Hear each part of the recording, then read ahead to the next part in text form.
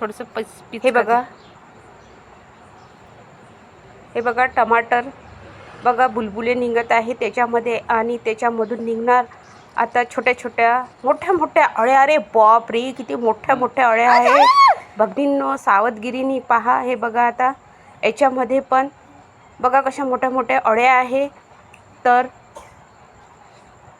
कडकच होतं, जास्त नरम पण नव्हतं हे टमाटर. आणि त्याच्यामध्ये बघा कशा मोठ्या विच्छसुद्धा होत नाही खायची. आता तर सल्फेटचा माल येतो आणि नैसर्गिक तो हे आहेच नाही, पुरं सल्फेटचा माल आहे म्हणून अशा अळ्या निघतात. हे बघा कशा मोठ्या अळ्या आहे. लालसर अळी आहे त्या टमाटरमुळे म्हणून ते लाल झालेली आहे.